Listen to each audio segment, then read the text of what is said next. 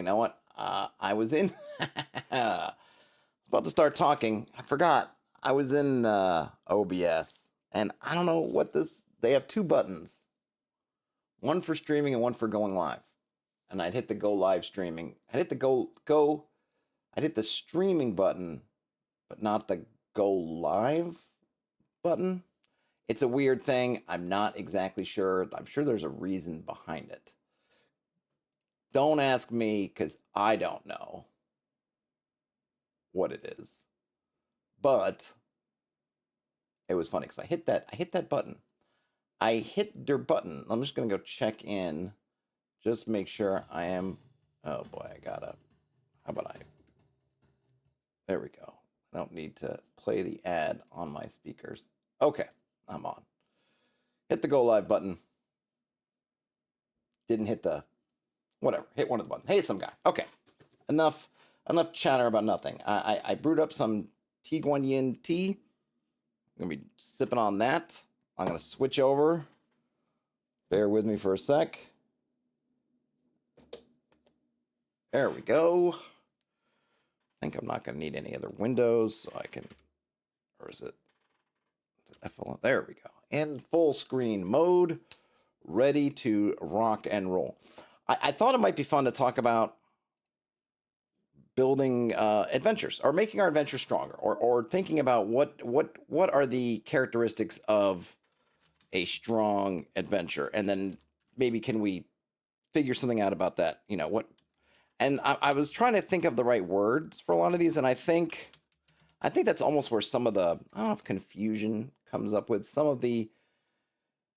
Hey Magnus, some of the maybe the difficulties or the lack of clarity in talking about these topics. For instance, I was going to look at one of my first points I wanted to make was, hey, interesting location, right? That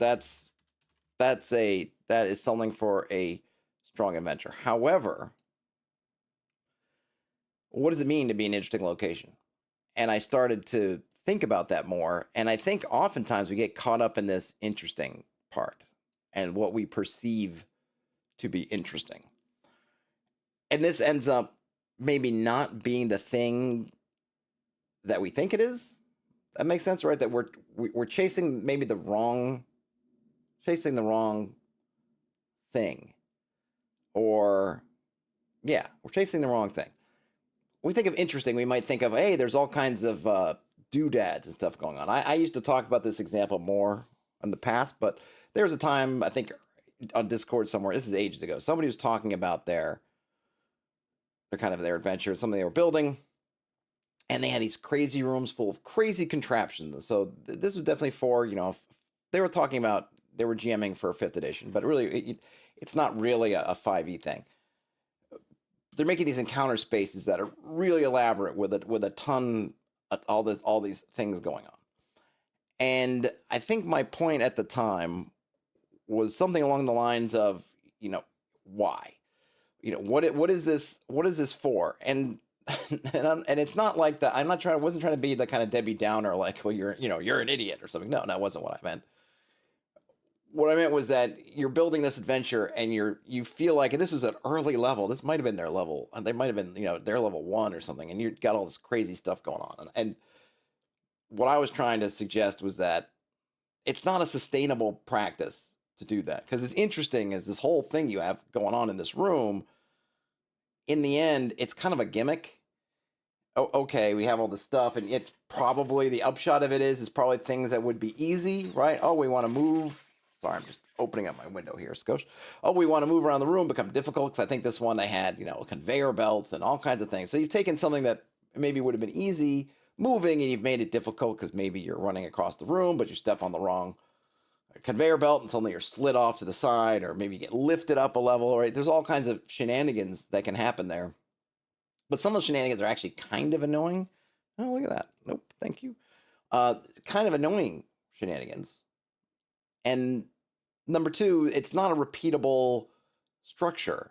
If this is your level 1 adventure, this is your first adventure with this group of players, and you already have all this stuff going on, well, where can you go from there? It's not, if your whole campaign is, okay, now I've done this is kind of my starter, where do I go if I want the end when they go to the top of the mountain or the bottom of the pit or wherever they're doing, and now I want the special one. Well, I've already blown all these doodads and gadgets and gizmos and gimmicks, and I got nowhere to go.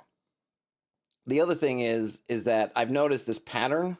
I should probably make another drawing thing here. This pattern of kind of we're sort of in a monster corridor or just a very whoops. Oh.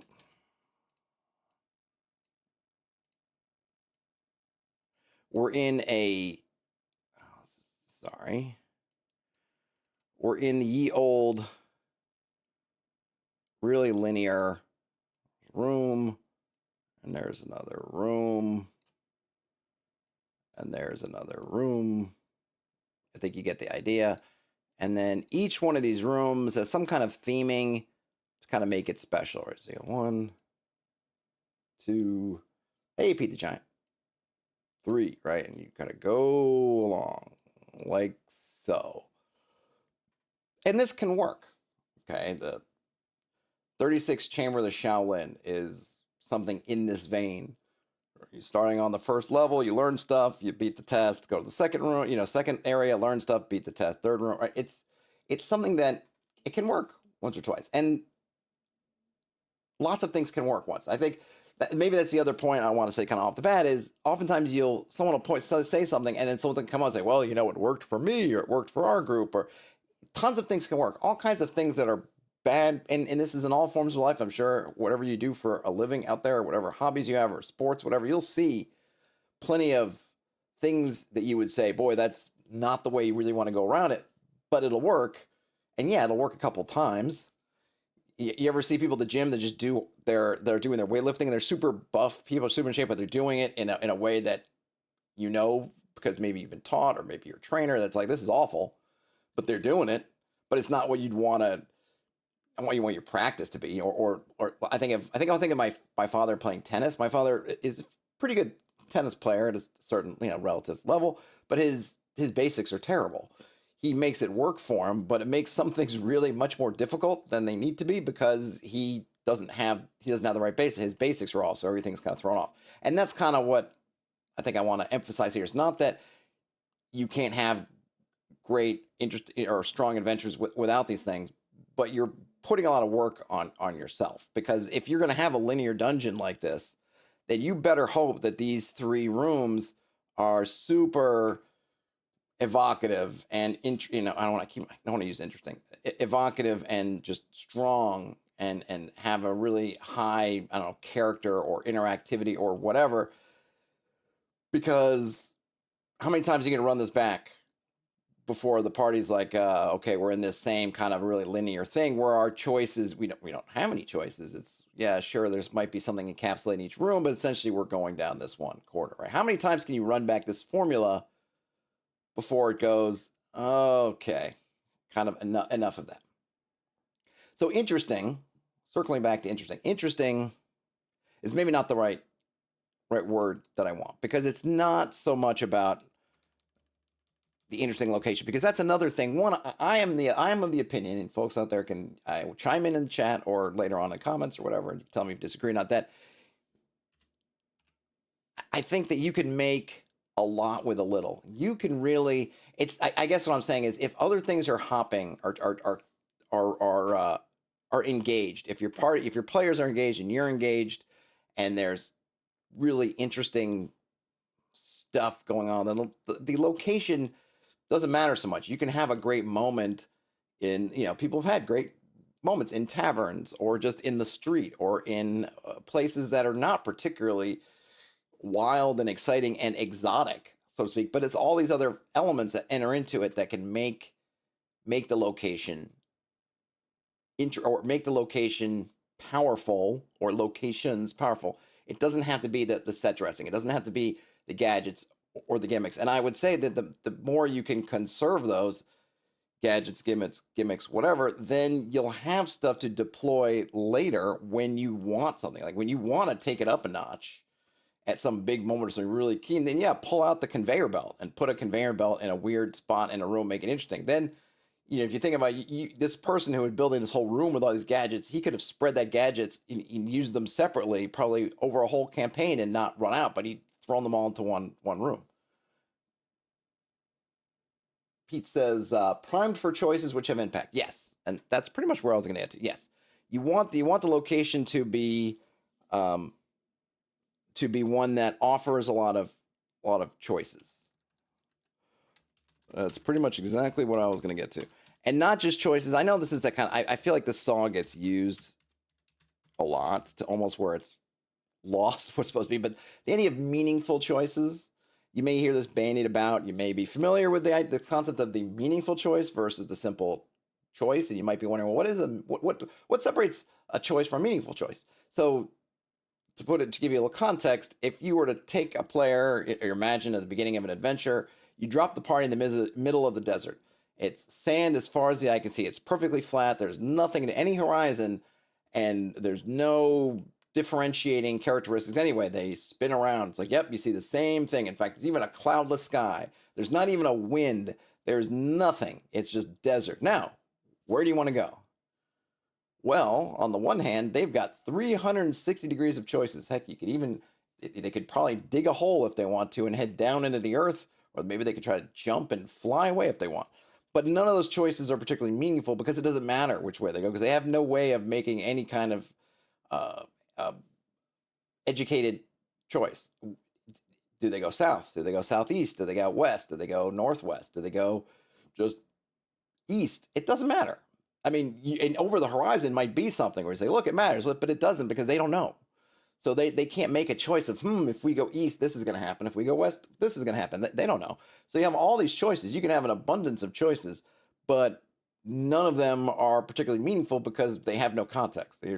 They have no way, the answer of which way is it to town or the dungeon, or when you're like, you don't know, pick a choice. Well, doesn't matter. You can also have the flip side, which is you can have what you feel like you're giving away a bunch of choices, but one is so overwhelming for various reasons that it kind of drowns out everything else. The example I gave was I was playing in a game, and in the game we were brought before the king. We were, some nobodies. I think I was playing an astronomer. We're brought before the King of Kings. We were playing this. Gosh, I wish the game would have lasted because it was taking place in ancient Assyria. So we're brought before the Assyrian King of Kings. If you know anything about Assyrian history, and I don't know a little bit, they did a lot of not nice things to people who weren't paying the proper obeisances and things of that sort, right? They were not particularly nice to folks who weren't doing as they said. So we were brought before the king, and there was a crisis, and the king said, something like, will you fight for us, or will you defend the city? And I was playing an astronomer. I mean, these were kind of the backstories. We came up with this. I'm playing an astronomer. And so, do I want to fight? No. Is it what my character's at all good at? No. Do I feel like I can say no? No, I don't. I'm in the fiction. I'm trying to play it as, what am I supposed to do here? Well, if I've seen the bas reliefs and things that are of the from Nineveh and the Syria, where they're decapitating the heads of their captives and torturing people and doing all this stuff.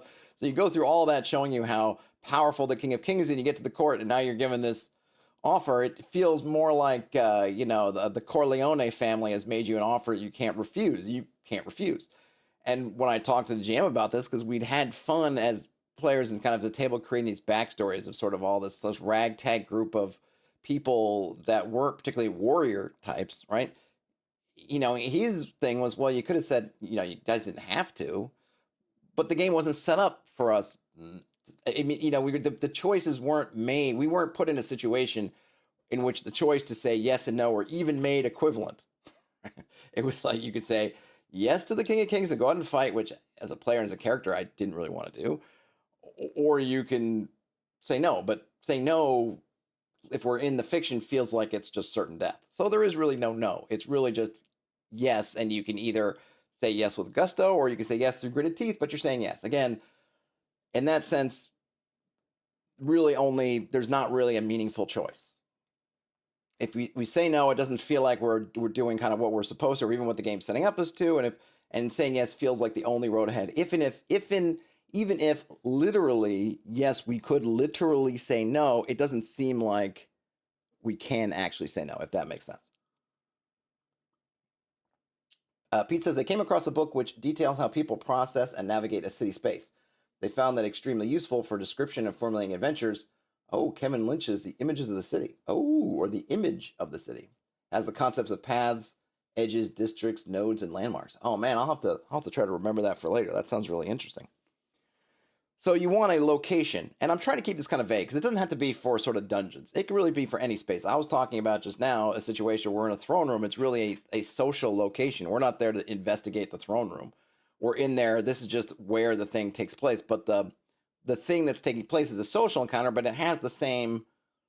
You have the same sort of things apply whether you're in a dungeon, whether you're out in the wilderness, whether you're in a social scene, in which case the kind of boundaries you're navigating aren't physical boundaries, but they're more relationships or whatever you want to call it, social kind of things. It all kind of amounts to the same thing. You want whatever the scene is, whatever's happening, whatever the subject, maybe I should say even more than location, the subject offers meaningful choices. And I think another one that comes up is I think you want to be able to have opportunities. Oops, I'm sorry, my spelling. Opportunities for multiple, I don't know, angles or plans of attack. So you can have a room, you've got it set up, you've got choices. I think another thing that comes in to play is, and this is the thing that, hey Ian, this is the thing that I think often comes up with kind of your OSR sort of games, the kind of old school games. Maybe OSR is not the right word. If I'm thinking back to, well, if you look at something like, well, if you look at Caves of Chaos, B2, Keep on the Borderlands, and whatever its faults are, extremely popular popular adventure back in the day, fairly popular even now, oftentimes a template for other sorts of games. You can look at things like the Black Worm of Brandonsford and see how that sort of template of you have an area with a kind of a somewhat safe spot, there were a recharge rest kind of location, base if you will, and there's some threatening location that's kind of off in the wilderness, and then all kinds of kind of factional stuff comes from that same tree as the keep does. Why do people have so much fun with the keep, despite whatever flaws you come up with, despite the fact that, well, it doesn't make sense, all these monsters living together, blah blah blah. Like, why was it successful back then, and why is it still looked? I mean, obviously nostalgia is going to say why it's looked upon fondly now, but even now, why do people take that as a template for doing something different? Basic fantasy role playing has their version. I forget what it's called now, and tons of people have made their own versions for their own campaigns, or they're just taking the B2 and layered stuff on it, or add their own details. Well, why does it work so well? Well, does the keep offer meaningful choices? You definitely have options. I'm not sure how many options. I mean, look, an option is just don't go to the Caves of Chaos. You arrive at the keep. Hey, you really like you guys to, you're here, there's this trouble brewing over there in these caves, and you got to, you're hoping somebody will figure it out. Okay. No thanks. Right. Okay. Yeah, that is an option in the grand sense. We maybe think, okay, in a macro sense, well, there's not, it's your standard kind of adventure starter. You're not really meant, if you're using this as your first adventure and they're walking up to the keep, you're not really meant to just say no, buzz off. You could. There's other things to do in the area. There's other, the map around the keep and the caves has other things you can kind of hit on and little subplots, but you're kind of meant to take that first hook at some point and go over to the caves. And once you get to the caves on a more micro level, are there meaningful choices? Yeah, there are. You got all these caves, and the caves themselves you may not look at and see much differentiation to, but there is somewhat of a hierarchy. The higher up you go, the more the sort of bigger and badder the beasties are. So you got that kind of choice. But then when you get to the second thing of, well, opportunities for multiple angles or plans of attack, there's a ton. There's, which caves do you go into? How do you approach these different monsters? How do you how do you I mean, that kind of, I was going to say, how do you approach again? Do you go in a diplomatic route? Do you try to bribe some away? Do you try to turn one against another? Do you try to smoke some of them? I don't know how successful that'll be because a lot of the caves are sort of interconnected, but do you try to smoke them out? Do you try to pin them in? Do you use fire? Do you try to lure them out? Right? There's all kinds of different things you can do. The fun thing with old modules is that you get no direction. You go to the caves and then you get a map with all the caves in it. There's nothing telling you any idea what you're supposed to do. Nobody at the keep, I think, really knows, because I'm not even sure if anyone in the keep precisely knows where the caves are. Because you think you have to, if I'm remembering correctly, you got to kind of find them. So you got to find them, and then you got to figure out what to do. But that does open up the world of possibilities, because you see this canyon where you can see all the different caves, except for, I think, except for like the super secret ones. Pretty much all are open to you. So now you get a bunch of choices, and yeah, you might not know right off the bat of who's in what cave, but you can peek your head in. You could take a look here and there, send in the thief to do a little bit of a scouting. You can easily come up with things, and then you get to do all this planning because you have this kind of canvas that you've set up, that allows you to plan it however you want to. Let's see. Pete's got a couple things. Pete says that they found having a core idea to point parts at to create a more cohesive whole. Could be something as abstract, simple as sorrow. You mean, Pete, are you talking about in terms of like a theming? Because I think theming is good, though I really like theme. I think having theme is good.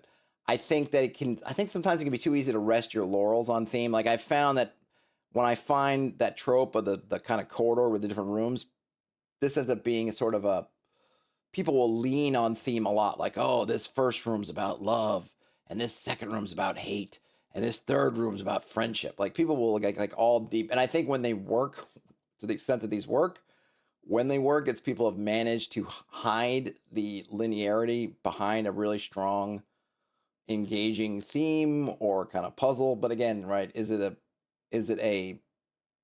practice? Is it a sustainable practice? I keep fumbling my words. Is it a sustainable practice? I don't know. But yes, theming is very good. Theming, I think, is one of those things that it's almost like there's probably a whole other list here, right? Which is, so let me just put this. So theme can wrap disparate parts to create a unified whole. I remember when I was walking, I had to go get milk. I had to go get milk today, and I was walking around. I was thinking about this stream while I was walking to get milk, and one of the things I was thinking about, that I probably should have written down, but I'm walking around, is that there are certain elements when we talk about a strong adventure. There's elements that are player that kind of are player facing or really are affect the player, and there's ones that I think are powerful for the GM. And I think the two we've talked about already, having meaningful choices, having opportunities for multiple angles or plans of attack, those are definitely player ones. I think theme, I'm going to say, is a GM one. And the reason is that the theme, depending on what it is, can be, and depending on what your party does, right? You could try to build love, love, love, and the party just decides to go hack, slash, kill, kill, kill. They may not get the theme.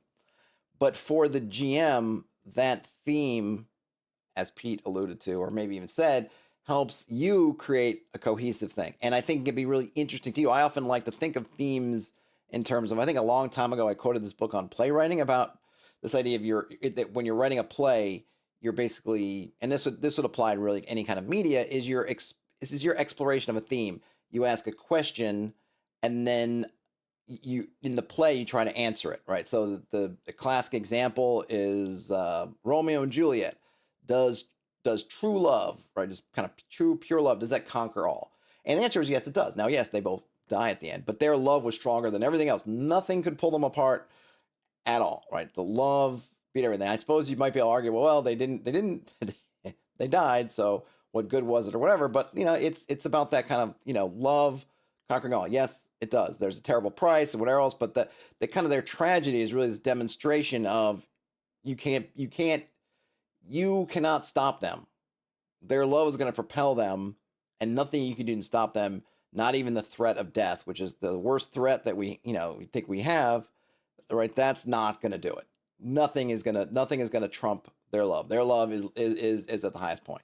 And then you go around proving it.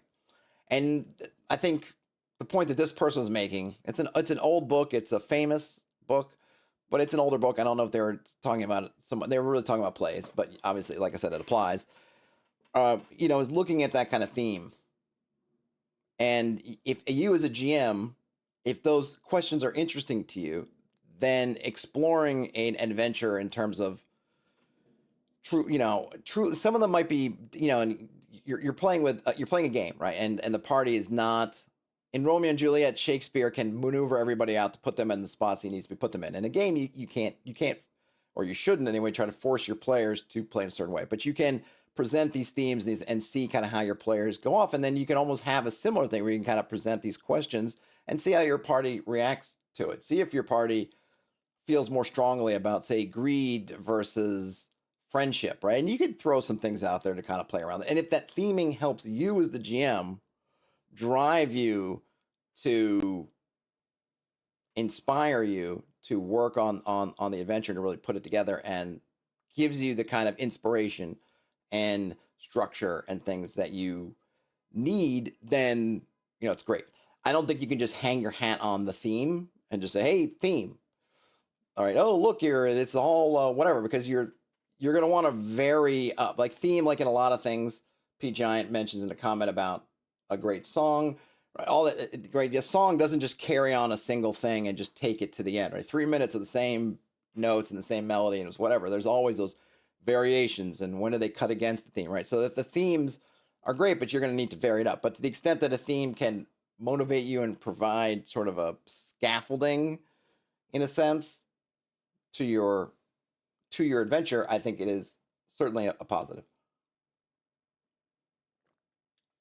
Let's see. Tristan, Heroes and Homebrew, says that Romeo and Juliet could also be a statement on the value of patience. If Romeo just waited a couple of minutes, Juliet would have woken up. That's true.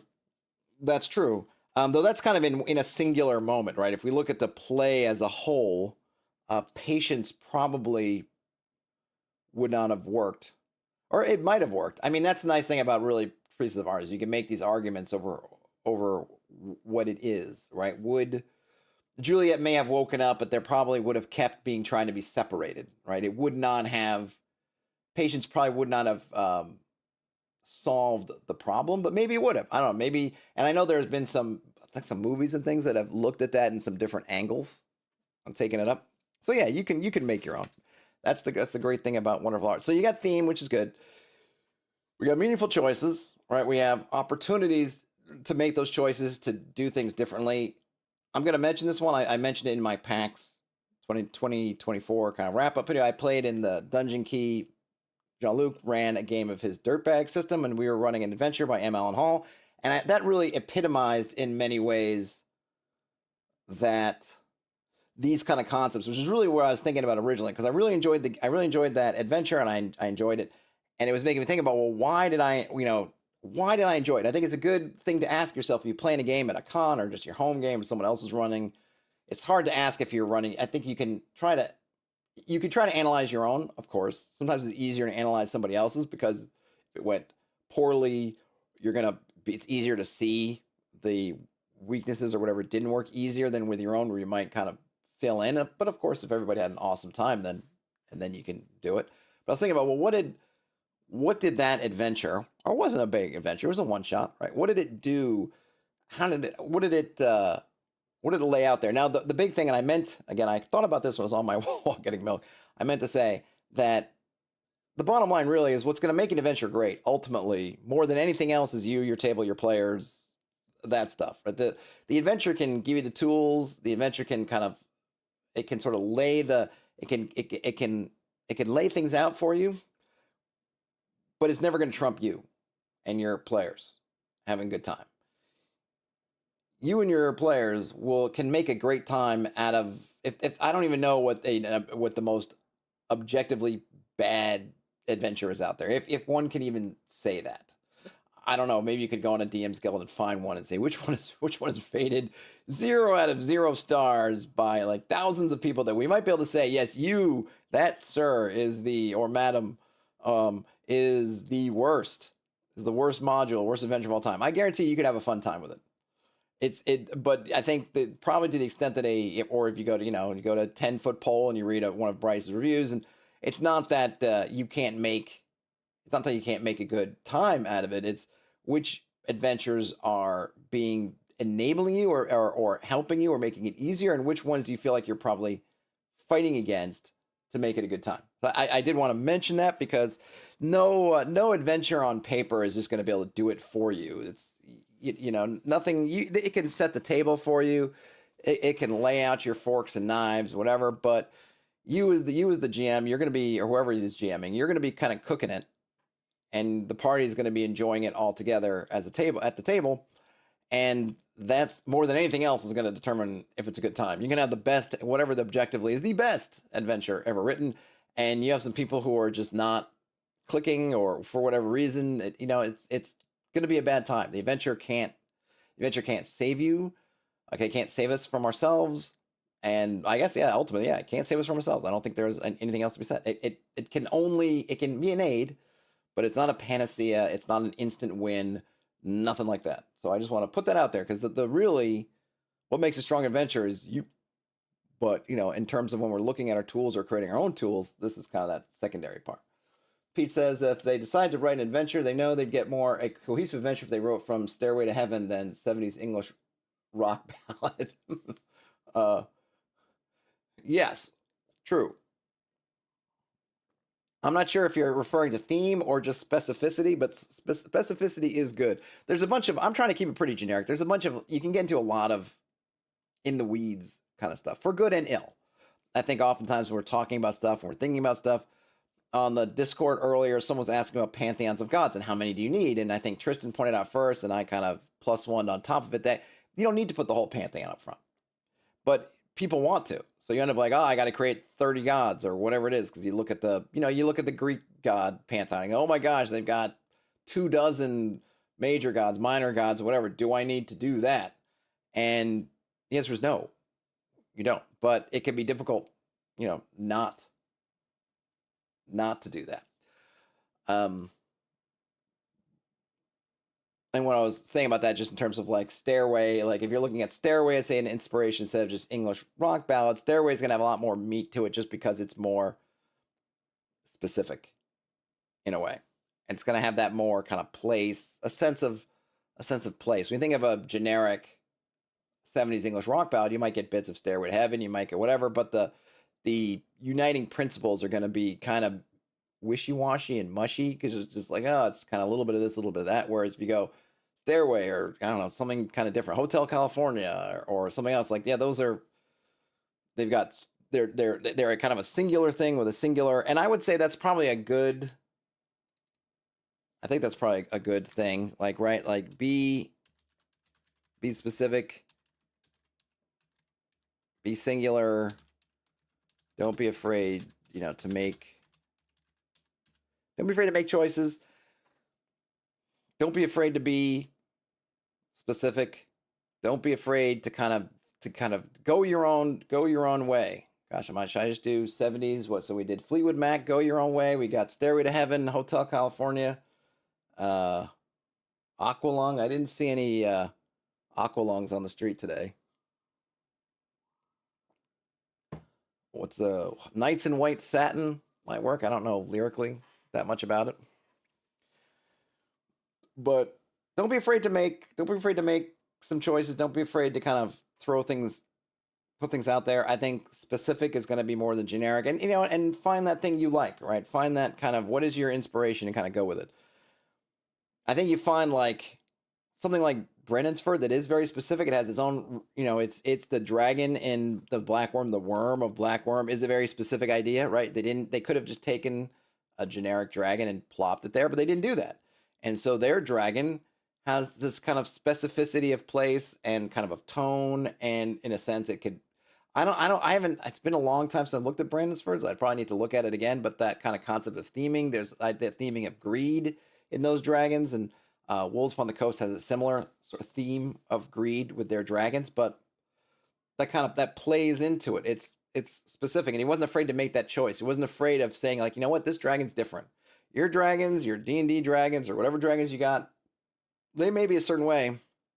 This is different, and I'm okay with that. And I'm gonna we'll hash it out and we'll talk about it and whatever. But that's kind of how it is. I'm curious. I don't know if, and I have never run or played in Black Worms. I don't know if it's people mention it up front, like, oh yeah, in this particular dragon's created a certain way, or the dragons in this world, or if it's just a singular, like, yeah, this stuff just happens sometimes, and blam, turned him into a dragon. So what are you gonna do? I'm not sure, but don't be afraid to make that kind of choice and go with it. If you believe in it, if you believe strongly in it, follow that belief. Because I think you're always going to do better with stuff that you feel strongly in than stuff you feel weakly in, which is why I usually err on the side of like setting and discussions about like, well, someone's got this and that, but the setting, like if the setting, and I usually start, I think everything I start is like this. This is just me, right? So I'll start with, okay, I don't feel strongly about anything, right? We're starting a new game, and you guys are on the chat or here at the table, and I'm like, hey man, what do you guys want to play? Like, I know stuff that I probably don't want to play. Like, yeah, I don't want to do some kind of anime, manga, high school dating simulator kind of thing. I'm not interested in exploring sort of explicit romantic relationships. There's a few other things like yeah, I'm not. That's not what I'm into. But okay, like in the last game that I ran it over extended period of time, the notes that I got that people wanted to play, I think was a combination of sort of Camelot or Excalibur, sort of Arthurian, and Dune. And I was like, cool, I got this. I can work with it. This is good, and it gave me ideas. And then once I started getting those ideas going, I start to feel strongly about the setting, and that the strength that I feel about the setting is what gives me the energy to to run it. I want to have fun, whatever, but I also want to explore the setting. That's kind of, just as a player, for me as the GM, that's kind of my jam, right? If I'm a player, I'm all exploring the player stuff, and I get it. When I'm a GM, I want to explore the interaction between these players and this world that we're creating around them.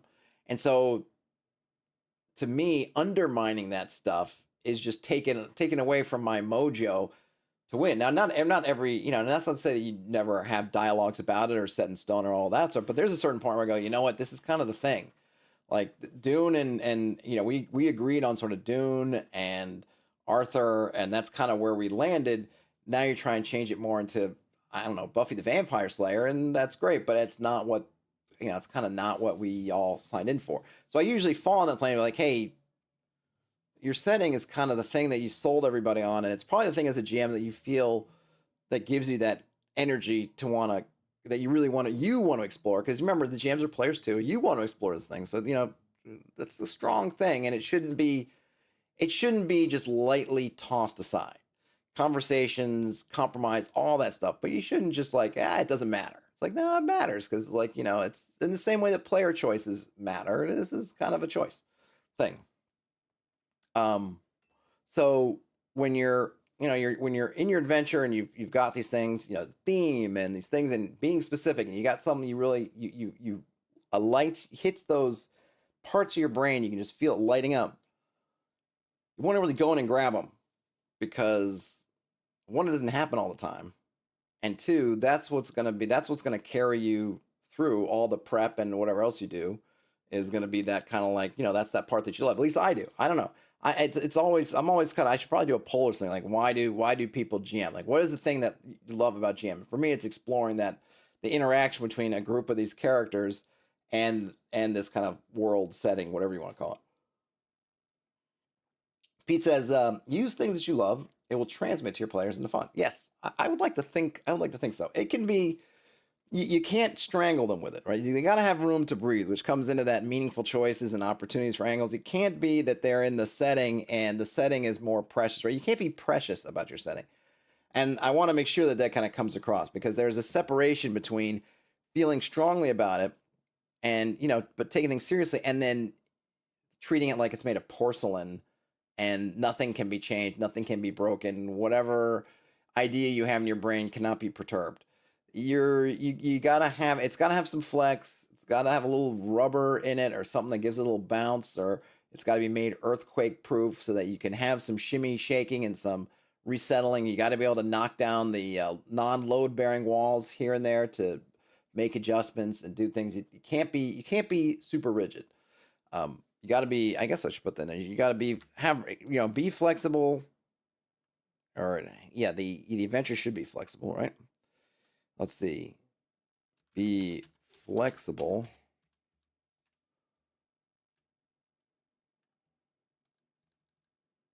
Which really I think comes down to that opportunities thing. But going back to Keep on the Borderlands, what are some of the things that people have mentioned? That you could take Keep on the Borderlands and flip it on its head and ally with the monsters to take down the keep, or ally with the chaos, whatever the cult of chaos, whatever it's called, and take down the keep. Right? I think that's the power when people talk about location based adventures and the kind of power that they have. This is one of them because the location, right? It's there on the map. It doesn't matter to Keep on the Borderlands. Not that the adventure it has an awareness, but it doesn't matter.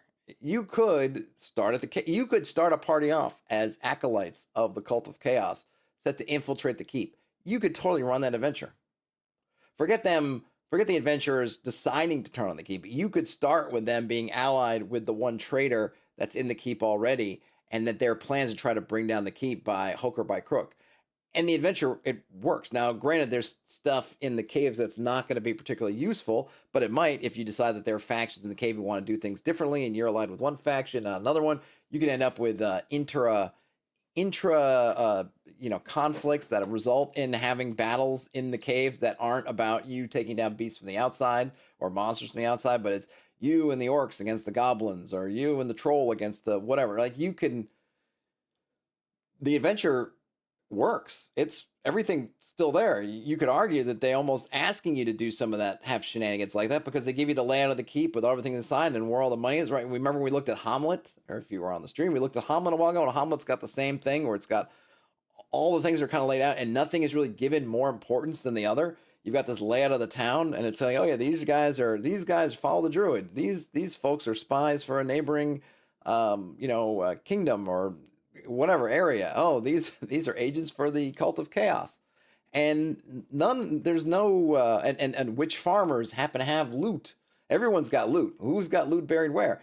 There's nothing telling you which side you have to be on. Do you need to be on the good guys? No, you could be and also be an agent from an exterior political or whatever exterior community. You could also be a leader, a member of the Cult of Chaos. You could be followers of the druid. You could just be some dudes on the street. It doesn't matter. The adventure just holds up because the adventure is not about a particular flow of events.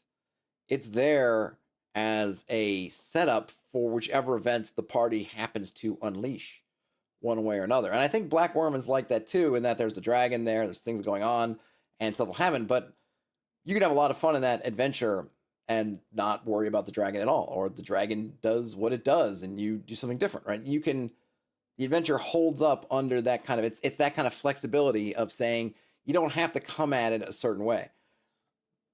Pete says there's more gold in the keep than the caves. Yes. And and there's probably more gold in people's homes than there is in the moat house as well. I don't know if those are by design, because part of it too is you have high level or high-ish or medium. I could probably pull out the keep and take a look. Sort of things, and since loot is kind of triggered off of your level, then it's very possible that that's the reason why it has so much gold, just because you have higher level characters in there. I don't know. Where is my... Hold on. Let me see if I can... Let me see if I have Keep on the Borderlands.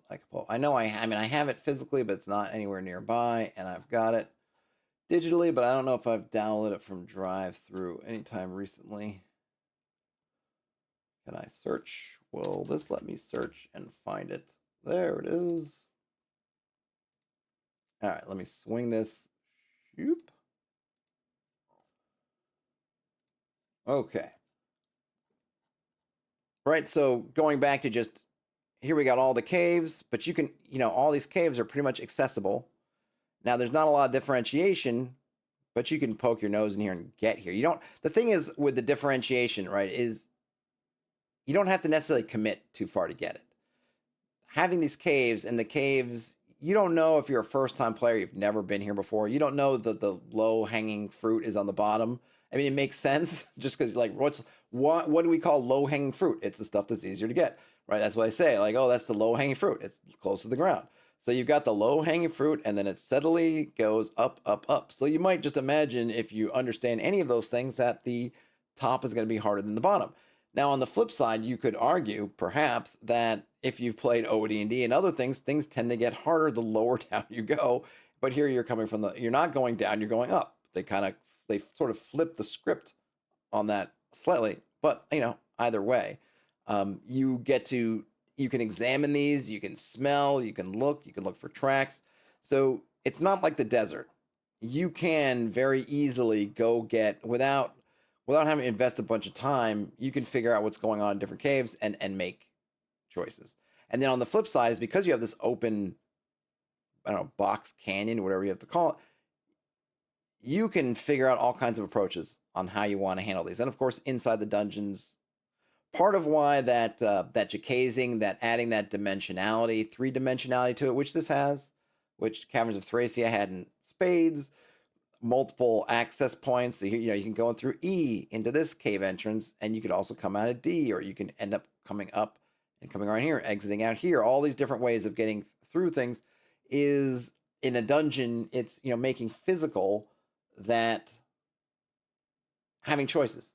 We can do this in different ways. We can go here, then do here. We can do this and do that. We have all these things that have sort of meaning. If you light a fire and put a bunch of smoke into D and watch, some of it will come out of E. You can watch something like that's a decent approach. You can figure out, oh, look, these 3 caves at least are connected.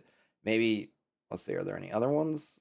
Well, let's see, up here. No. So yeah, maybe through these secret doors, maybe the smoke wouldn't be as evident, and yeah, it might not come through. So, that's a totally fine approach. Or we're going to we're going to take some dead wood down here, the branches and leaves, they're smoky, stuff it in here, see what comes out, see where the smoke comes out. And oh, look at that. These 3 pop out, right? You can have whatever fun you want to do in it. The adventure doesn't care. The adventure's like, yeah, go for it. And going back to Dirtbags, it was similar. We landed on this space station, and even after we didn't really get a true map of it, but we ended up finding an NPC who could lead us around. There were still interesting choices. And I did want to mention that, because I don't know if there's a way to leverage that for a fantasy, for, say, a dungeon situation. But what I thought was interesting, in a modern or sci-fi game, you could look at it and say, okay, we're on a ship. Maybe we know the layout of the ship, maybe we don't. But we can say something like, we need to find engineering, because engineering obviously controls a bunch of the ship or the station. Or we need to find the bridge.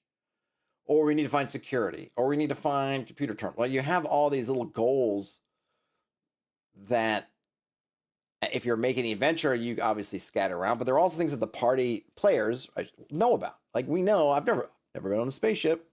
Never been on I've seen the space shuttle. I've never been on board. I just know what I know from kind of Star Wars and more Star Trek for sort of ship interiors, right? But we know, like, okay, engineering is usually where things are controlled. Great. Now we can try to find it and do something.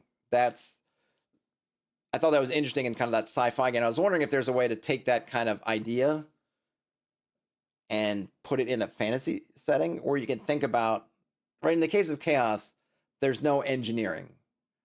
I mean, you could argue that cutting off the snake at the head, right? Finding the super secret, the high priest of chaos or whatever is kind of that thing, but you don't really know about that. Like, we know just being on a ship, we don't need to know anything else to know that we know that there's power generators. We kind of know, we know there's an engineering regardless of anything else, not knowing anything else about the situation. We're just on a ship or a station, something similar.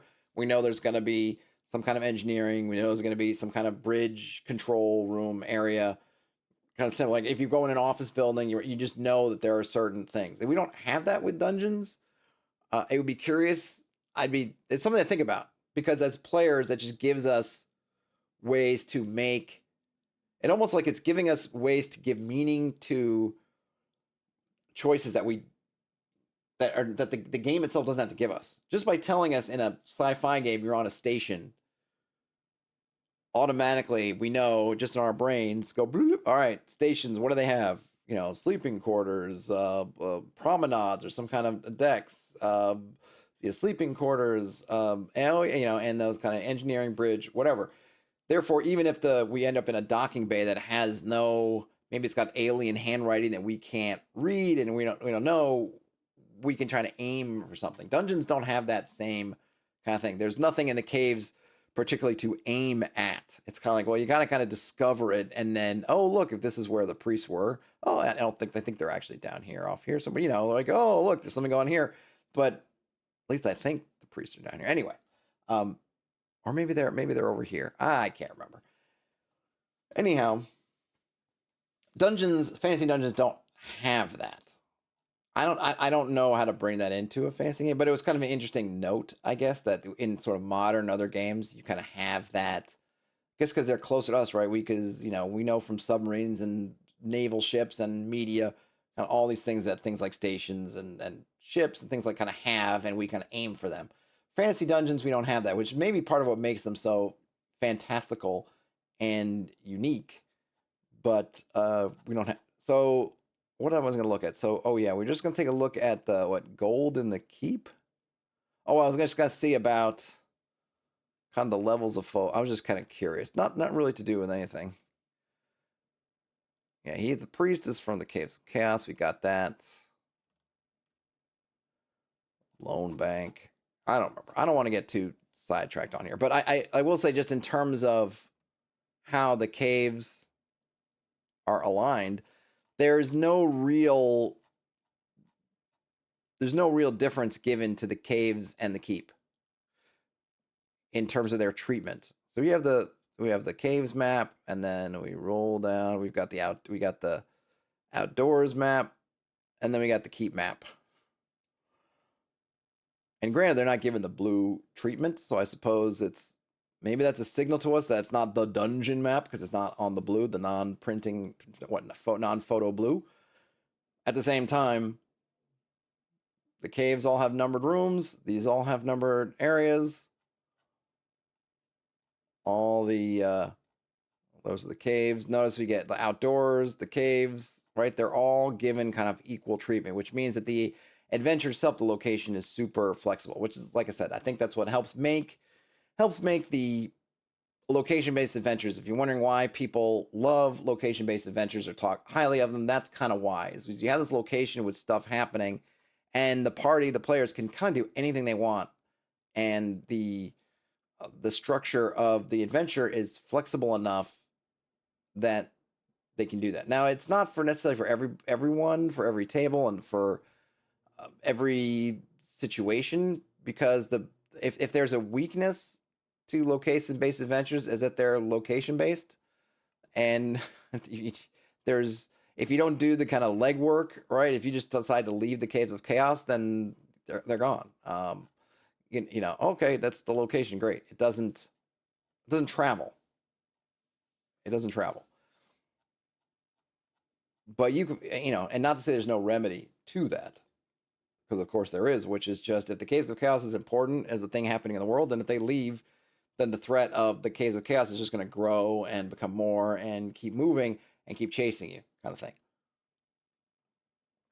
Or you're just moving in the next location, which is what a lot of GMs do, old school and new. That's one of the favorite techniques, is to take, let me see if I have it. Is to take something like this. I'm sorry, it's sideways, but that's the way it is in the book. Take a map here and then plunk a bunch of locations on here. Oh, I put the keep over here and this over here and this over here. And so as they're moving around, you're just hitting these different locations with it's like, there's the, I forget what was the term for it? Like a person with a problem is kind of a plot type. And, you have place with a problem. And so you can just fill your place with places with problems. Can be kind of a structure if you wanted it to for a whole campaign if you want. Let me see. So what else we got here? So we got, let's see, meaningful choices, opportunities for multiple angles, plans of attack. Yep, theme can help wrap different parts together to help unify it. You want to try to be, I think being specific just helps. It could definitely another GM side. I don't think necessarily the players don't need to be aware of the theme, or they may not be. You want to make sure whatever your structure is for your adventure, that it's flexible, which just kind of feeds back into having the meaningful choices, right? Having the multiple angles. You want to, as much as possible, you want a unity, I think, of player want and character want. Though I think ultimately player want is going to be the one that's trumps character want.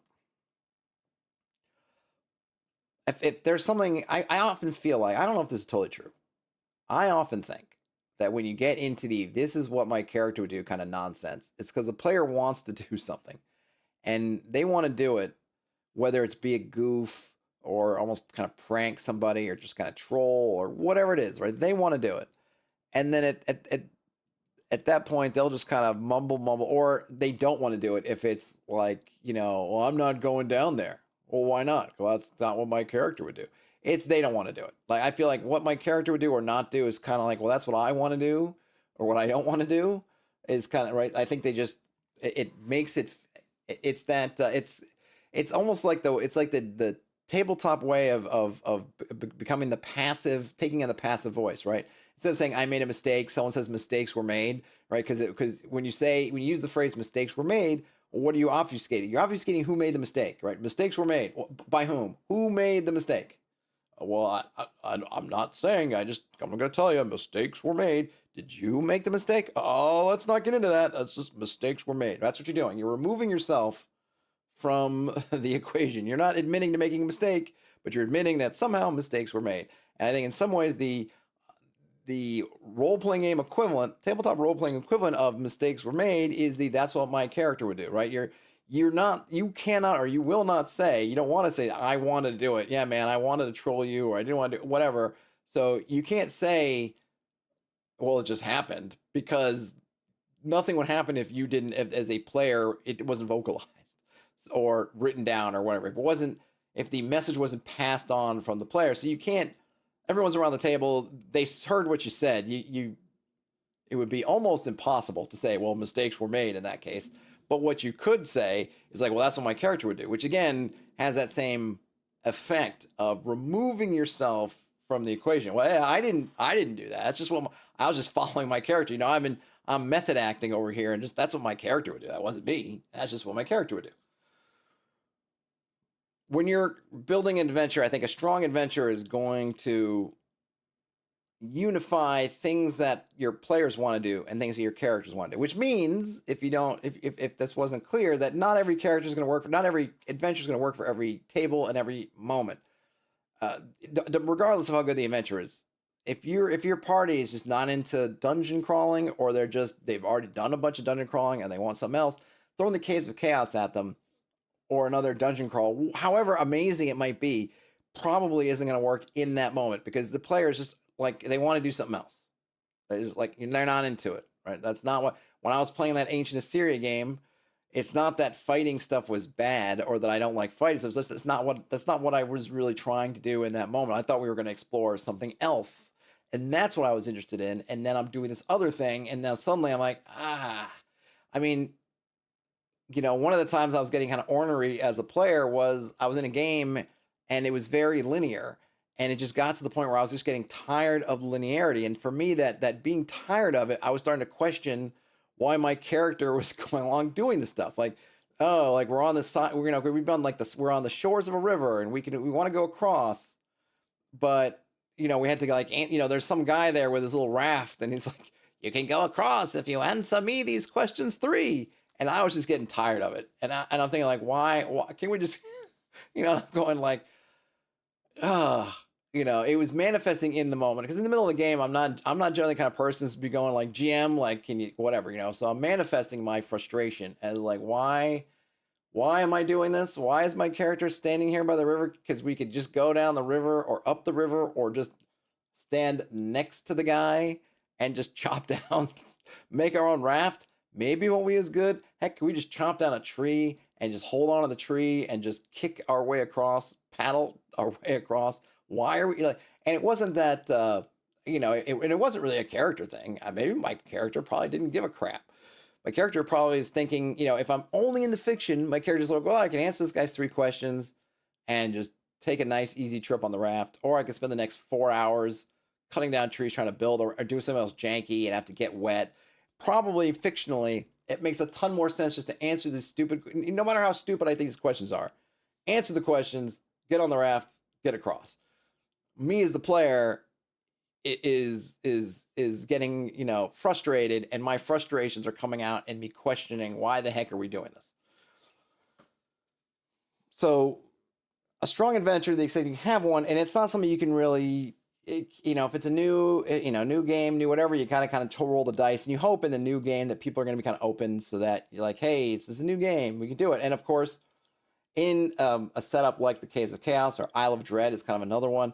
You're kind of wide open, right? You don't have to go dungeon crawling in Caves of Chaos. You could, or I should say, keep in the Borderlands. You can do other things. You could try to do overland stuff. You could pick out these other missions. You could do stuff. You could decide to become friends with the Caves of Chaos and then not invade them and instead turn on the keep. You have opportunities. Your opportunities are more limited, but you got them. In Isle of Dread, you can go a whole bunch of different ways. You can really never.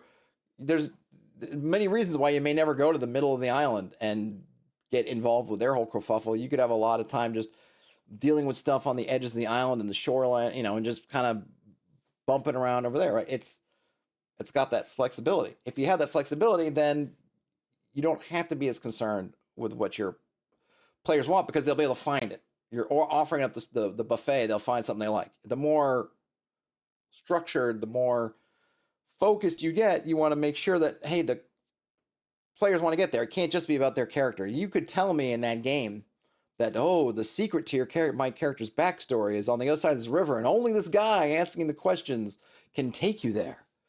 I'm still going to be annoyed because I don't want to do it. Me, Todd, doesn't want to do it. My character, I used to call a lot of them Widdershins, at least when I was playing like D&D, the old D&D online, D&D video games. That might be great for him, but I'm still annoyed. So it don't matter. It don't matter to me. Let's see. Terrence, hey Terrence, says that their character wouldn't do the mistakes which were made. That's right. And then Elder Goblin Games says removal choice is a huge turnoff for me. Yeah, it's a big one. And again, these are things, because people always say, well, in my game it worked when I did X, Y, or Z. I'm talking about a sustainability thing. You can make anything work once or twice. I think if you keep doing it, if you make that a central pillar of your adventure design is the lack of choice, you're going to come up against it sooner rather than later. That's my hypothesis that I'm not going to try to test by running people through a bunch of linear stuff until they get mad and throw dice at me, right? Yes, I like to have choice, and I like to feel like those choices matter. I do think, maybe it's me, but I think like a lot of times the sort of, what is it? The quantum ogre type thing. I feel like I feel it.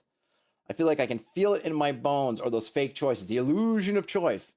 I don't think it's as foolproof as people think. I think you start to feel it. I think you start to feel it that like, I don't know, man. Stuff leaks out. I don't know. It's just the vibe I get. I'm not sure. Terrence says, question one, does this rope make me look fat? Could be. So you may have been wondering, you may have been looking at this over here. This map that I've got here. This is not, it's mostly accurate, I would say. It's definitely not to scale, especially this section here. Obviously it's got, you can see here, it's got stairs, a couple different stairways. We got this portion here. This I was trying to do with dashed lines. The drawing app in here is super simple, but this is actually a ledge, a kind of a upper sort of ledge or platform over here, and then a a lower part of the room down here, like elevated maybe down some number of feet. And I use the dash line to kind of separate it. We have a gates over here, or gate. We have a room over here, and then we have several entrances and exits. So as a space, that's not bad. You got some elevation bits here we could play with. These could continue on, or they could just be filled. This could just be an end of the room, or you could have something going on here, right? We have several different access points into this location. We got this room with the ledges. We have some kind of height differentials that are here that are kind of interesting. We've got definitely different access. We have this room here that's sort of centrally located. If there was somebody in here who has quick entry and exit. So if we came through this way and made a bunch of noise, whatever, maybe they escaped through one of these ways. Maybe we could come in here and try to sneak on them. We got this potential area of blockage stairs. This is my local subway station. Again, not to scale. Because this part is the platform where you get on the trains, which is obviously a lot longer than it is. These are the platforms. This is the side I'd be standing on if I was going to Manhattan. This is the side that I'd be getting off on if I was coming back home, or, going deeper into Brooklyn. This gets off on kind of one side. I think there's just one stairway on this side. On the far side, I live over this way from the station. So there are, from the side I usually come, you have basically, and this is actually a longer, oddly enough, you may think this is actually, I think, longer than what I'm showing here. But, I didn't want to make a giant map just to have one really long room and one really long hallway. But there's this kind of long hallway that basically goes under pretty much an entire block all the way over here. Then this is kind of the street. If we're looking down, well, we are looking down, this would be the road. And then on this side of the street, there's another exit, and then there's another one kind of, which would be around the corner. There's a street here, and in fact, if we were really looking at it, this would be tilted like that way in reality. But the point being that you can kind of find inspiration from all kinds of stuff. If you're looking for inspiration or something, just pick a map for a building that or a church, or whatever buildings are familiar to. I just thought this was kind of funky because it's my subway station, and some of the subway stations get pretty complicated. Mine is simple. This is where you go through, and I guess there's one. I didn't even put one here, but there'd be one here too. Actually, a set of a gate. Maybe it's here. I don't remember exactly how they do. Whoops.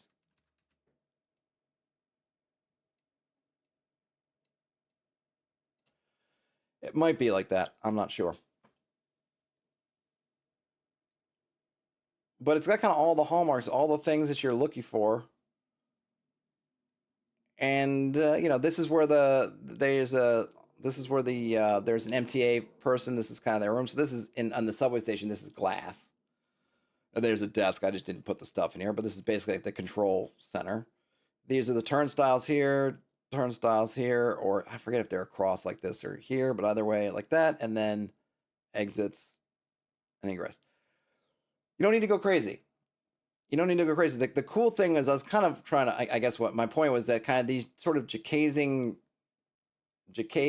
elements, the three-dimensionality is, you have some interesting spaces in here in which things can happen. So if you end up having a fight or something in this room, you have this is down where the tracks would be, and this could, you wanted to have this be a tunnel going on, or this could just be a lower sunken part of the room. But then you have these elevation changes, obviously with multiple ways in, out, and ways to lock. A lot of interesting stuff going on, and it didn't take a whole lot.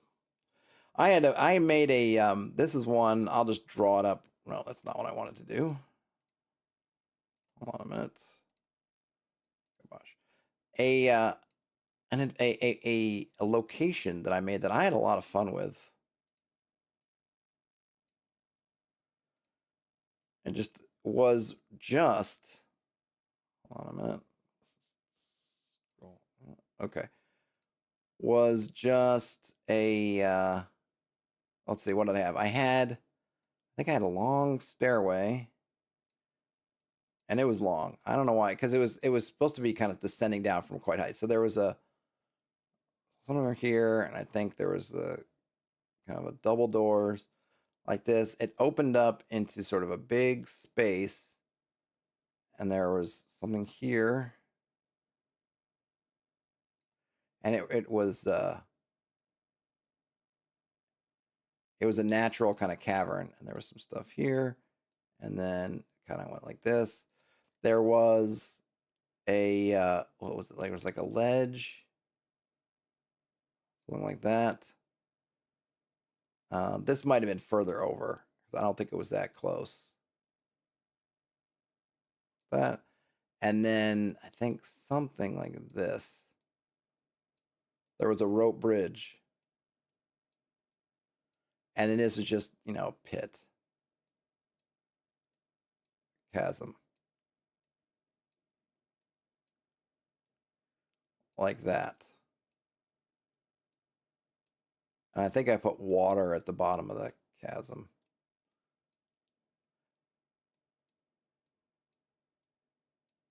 Something. This is more or less because it was. And I'm not giving myself. I'm not trying to give myself some kind of credit here. Yeah, I've got. In terms of jacazing, yeah, I've got. Right, so we got this kind of ledge area, ledge, and a pit. I just thought it was a neat idea. I was like, oh, this is kind of cool that there was. I forget if there was the theme or something was here that were the doing it, or whether I don't remember exactly what it was. But I thought like, that's kind of cool. Just I wasn't thinking so much in terms of like I don't think I was even. I mean, I was aware of it, but I wasn't really thinking about it. So what happened was there were living in the walls were these camel spiders, and they had some of their layers in these walls, and the one of the players, God bless them, what did they do? They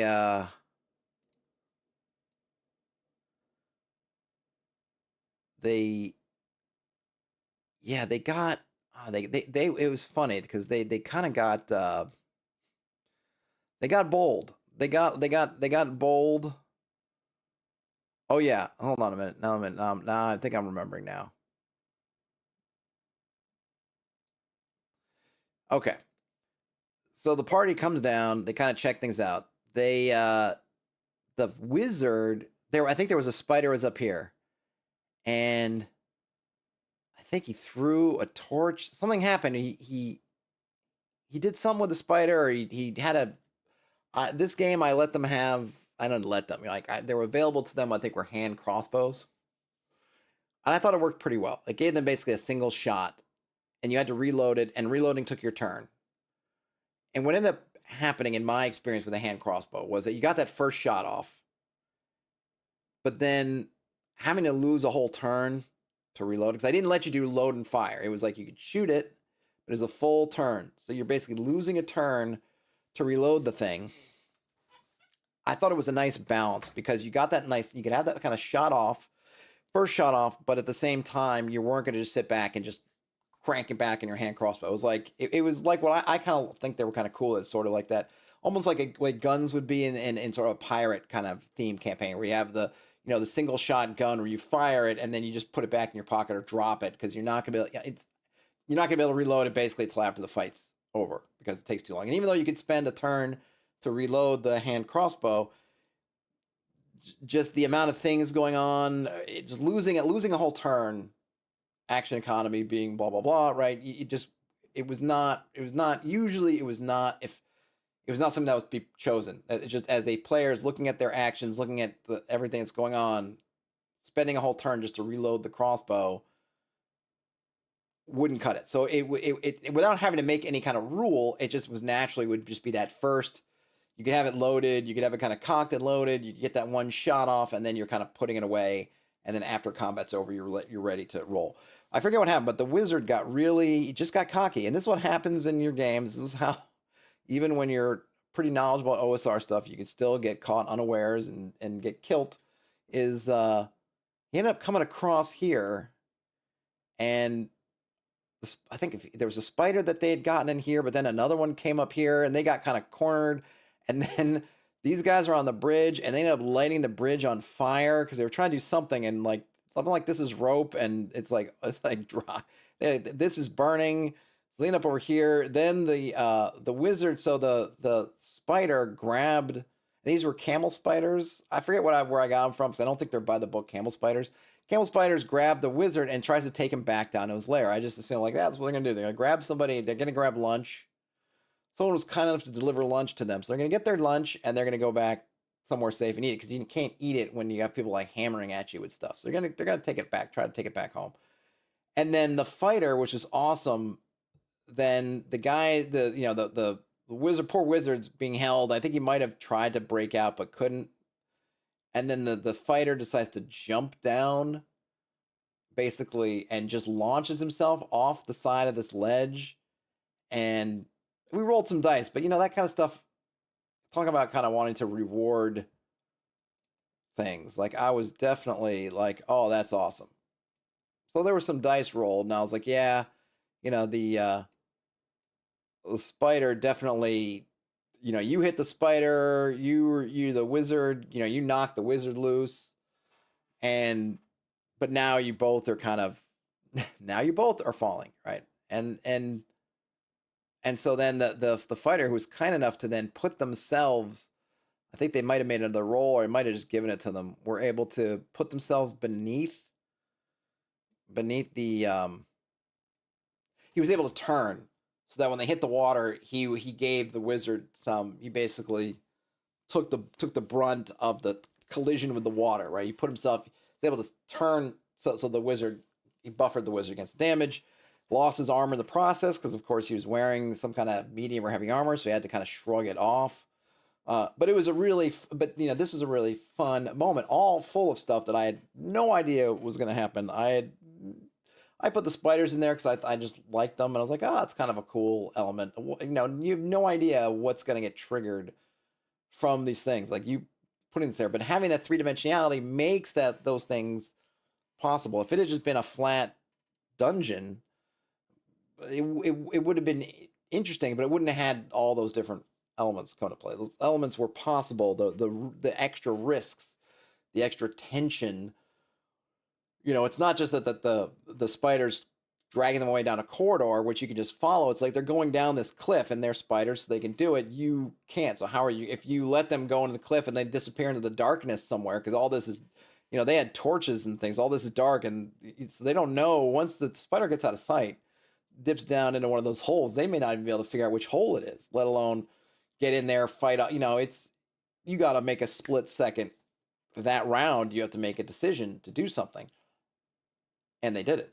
So then having that dimensionality really is a thing. You don't have to take it to the extremes that you might in Thracia, where you have 4 levels of this dungeon that have pits and things that adjoin them in these wide open spaces. But just even adding some, you might be surprised at how your parties take a hold of it. I don't know how much I actually is super useful. Maybe. Oh no, I don't know. I hope so. I hope the conversation is useful. While I have you here, a little bit of show notes. Oh, Elder Goblin Game says, don't get cocky, kid. Yeah, exactly. And Terrence says, a spider lunch, what spiders eat when they get brunch. Yeah, absolutely. And Pete said that the subway would be considered a node in a similar way to Crossroads. It definitely is a node. So just a channel programming note. I've been going back and forth, and I've tried some different things with how I'm doing streams and things like that. I have decided to make a secondary channel, and part of the reason is I don't want to have to worry about it. So one of the things and if you feel like exiting because I'm finished covering the topic at hand, I'm just going to make this quick channel note and then I'm going to shut off. So if you're not interested in that, feel free to drop. Thanks for hanging out. I don't know if other folks who are creators, I know Terrence does stuff. I'm sure maybe Elder Goblin Games, probably other folks in there. I don't often really chat about it too much, right? But, I do look at, you can get wrapped up in the analytics part of it, trying to do things like that. And I notice when I post stuff that's kind of games adjacent, even stuff like going to PAX, like I see what happens. And I've been wondering, I had the other kind of chat, I guess in the summer, was it maybe, where I was talking about like, well, I noticed different trends of things happen when I post different sorts of content. So I'm trying to mitigate that. And some of the changes worked, but some of them had kind of knock-on effects that were undesirable, like people not being able to find streams and just become like, where did this stuff go? And part of the reason why I want to I did post this on the community thing a little while ago, is with the secondary channels. I just want to make somewhere where I don't have to worry about it.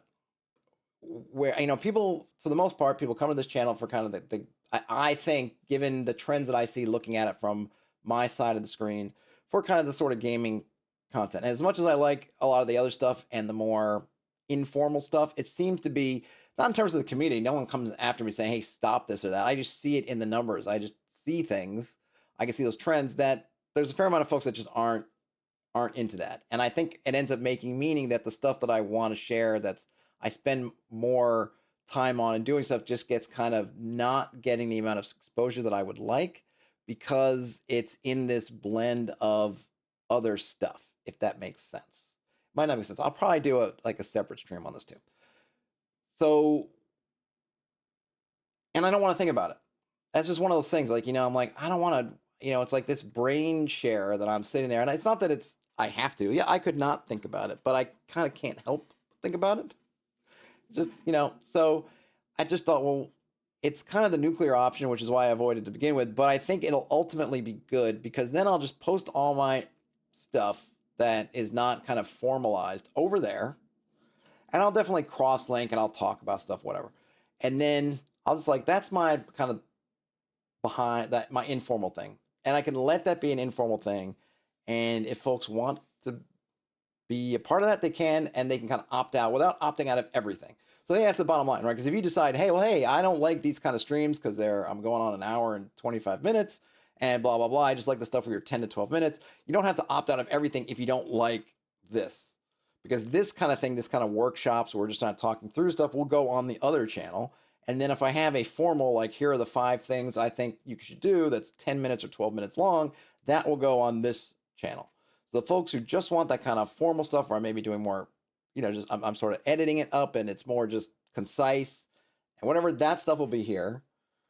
And then I could be more loosey-goosey on the other channel and not worry about it so much. Does that make sense? And like I said, this won't be the last time I talk about it, but I figured it's been on my mind, thinking about it for a while.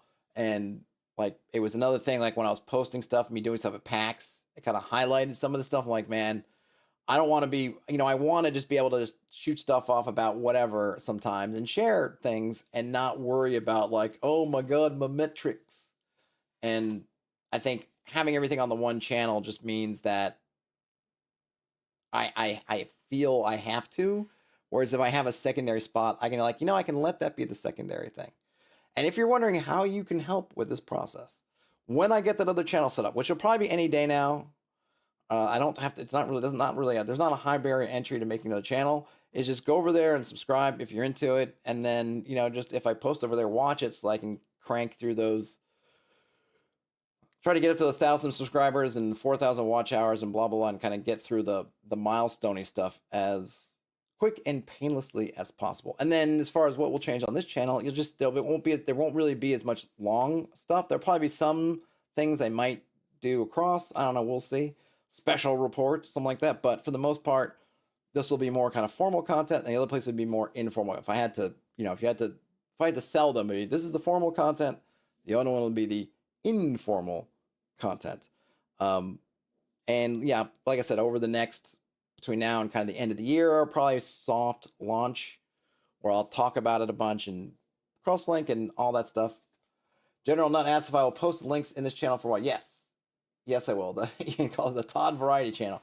Yeah, I was thinking of calling it like behind the screen, which I've used for other videos in the past, but I think it's kind of a fun, it's sort of behind the screen, like, like the monitor kind of screen, but also behind the screen, like the GM screen, something like that. Yeah, something just to reflect that, like, it's like the sort of, not necessarily behind the scenes, but just sort of like bonus materials or bonus things, and where I can do all my workshops, I can do all those things. Like, if it takes hours, it's great, and I'm not going to care whether it gets like all the engagement sort of YouTube-y sort of numbers. I'm not going to worry about it. And then I can take that stuff and use it to make more formal, digestible videos here. And it's not going to be the last thing I'll ever change. I'll ever make. Probably I can judge how the things do. If nobody follows me over there and it's nothing, then maybe I'm just gonna go like, I'm kind of stuck. Because the thing is, I don't want to stop doing the stuff. And that's kind of like I was talking before with GMs, right? Finding those things you want to do and do them. Like, this is the kind of stuff I want to do. So I'm not going to stop doing it. It's like I'm trying to figure out, well, how can I do the stuff that I want to do and, have it be additive for everybody and not subtractive. And I would love to do on other platforms, to be honest. I would love to say like, I'm going to go to, I don't know, but I don't, it's whatever reason, YouTube is where the folks who interact with me mostly as a channel are. There's Discord, but it doesn't have a real good way to record things. If Discord had a way of recording, I might think of like, yeah, I'll do stuff on Discord and then have the recordings go somewhere. Or, I could go to Instagram, but I don't have a big following on Instagram. So YouTube, unless folks have another idea, is kind of the it for me. So so I'm going to keep doing it here. So, nothing to worry about. I haven't made the channel yet. I will keep you informed, but I just thought I'd talk about it slightly here at the end because it's on my brains, but that's it. And then other than that, yeah, have a great rest of your day, night, whenever you end up watching or listening to this. Let me know in the comments things of what you have any things to add to this. And like I said, my idea is maybe take this kind of workshop and then put into take the crux and make it a more digestible version and post that as a video. We'll see how that goes. This might even be a nice tester for that workflow. We'll see. Let me know what thoughts you have wherever you can find me. I do have a Discord. You can find me there, or I'm on a bunch of other Discords as well. You can find me or social media. I'm on Blue Sky as Hexed Press. If you're getting your toes wet into Blue Sky, I'm there as well. All right, folks, that's all I got. Game on.